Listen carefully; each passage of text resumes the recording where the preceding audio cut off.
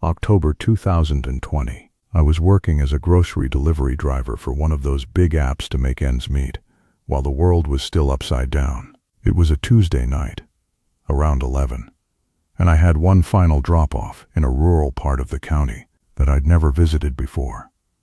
The pay for the order was unusually high, $40 for a single bag of items, so I didn't think twice about the 40-minute drive into the woods. As I got further away from the city lights, the roads transitioned from pavement to gravel, and the trees started to feel like they were closing in on my car. But my GPS was struggling, the little blue arrow jumping around as the signal dipped in and out of the valleys. I finally pulled into a long, unlit driveway that led to a small, single-story cabin tucked behind a wall of overgrown pines. The house was dark. No porch light, no flickering TV in the window, nothing. I checked the app for the delivery instructions. It was a hand-it-to-me order, but there was a note added at the very bottom. It said, "Door is unlocked. Please place the bag on the kitchen island. I am in the back and cannot come to the door. Tip is on the counter." Normally, I'd never enter a stranger's house. It's against the app's policy, and honestly, it's just common sense. But it was late, I was tired, and that $40 payout was already burning a hole in my pocket. I figured it was probably an elderly person or someone recovering from surgery. I grabbed the bag from the passenger seat, stepped out into the cold air, and walked up to the front door. I knocked once.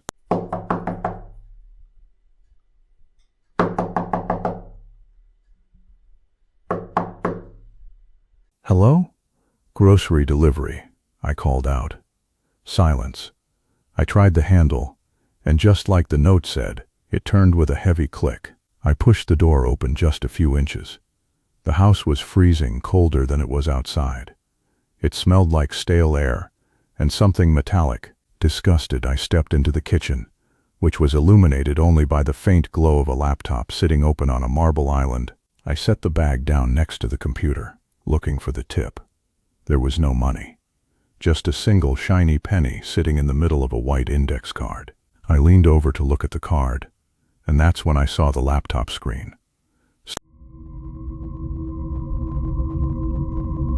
My heart didn't just skip a beat. It felt like it stopped entirely. Panic.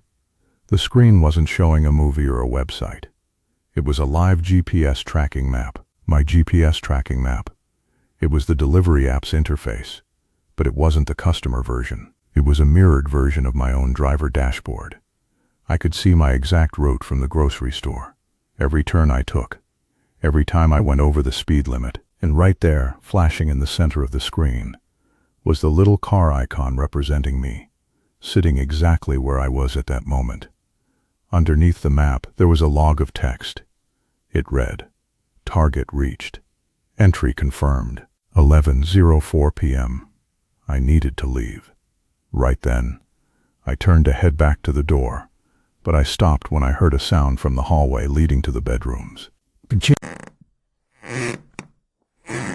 It was a slow, deliberate floorboard creak. I looked down at the counter again, my eyes darting around in the dim light, and I noticed something I had missed when I first walked in. Tucked under the edge of the laptop was a small, square piece of paper, a Polaroid. I picked it up with shaking hands. The photo was of my car. It was taken from behind a tree at the entrance of the driveway, and it was clearly taken only a few minutes ago. I could see the glow of my own taillights in the image. Someone had been standing at the end of the drive, watching me pull in, and then they had followed me up to the house on foot. And then I heard it. It was a faint, wet sound coming from the shadows of the living room, just beyond the kitchen island. It sounded like someone was struggling to breathe or laughing. I couldn't tell which was worse. "I put the groceries on the counter," I said, my voice cracking. "I'm leaving now." I backed away toward the front door, but when I reached for the handle, it wouldn't budge. It had been unlocked when I came in, but now it was dead-bolted. Someone had locked it from the outside while I was standing in the kitchen. I yanked at it, the metal rattling loudly in the quiet house.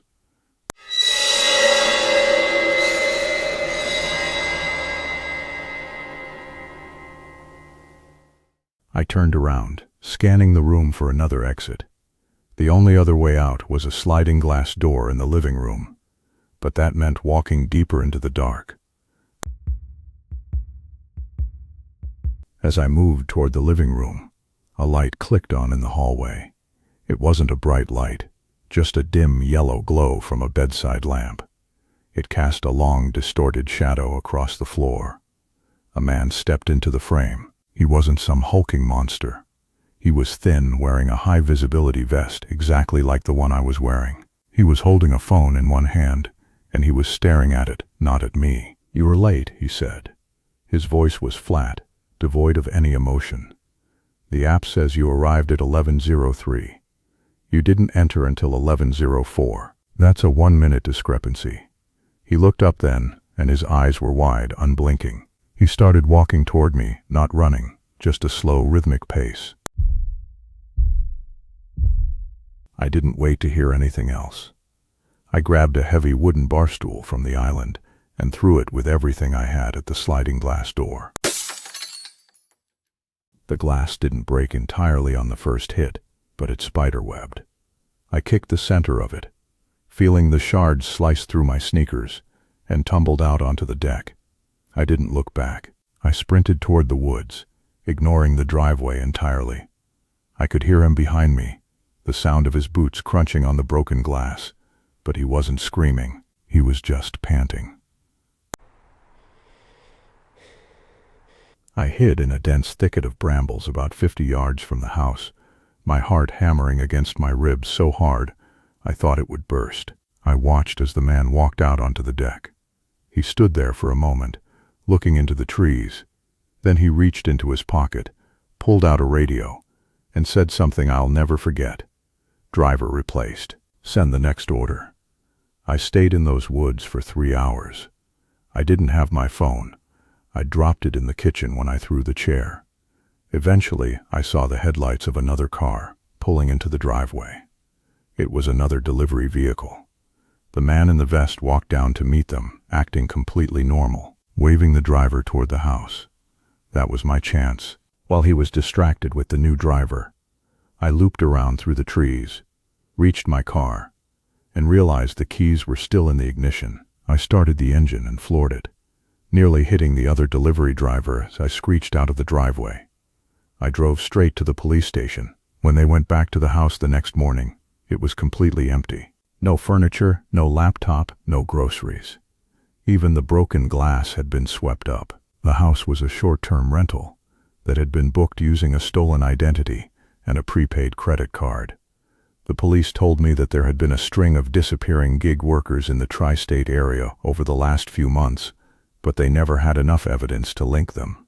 I quit the delivery job the next day. Sometimes I still look at my GPS and wonder if someone else is watching that little blue arrow, waiting for me to take a wrong turn into the dark. And that's where the story ends. See you in the next episode. Don't forget to subscribe.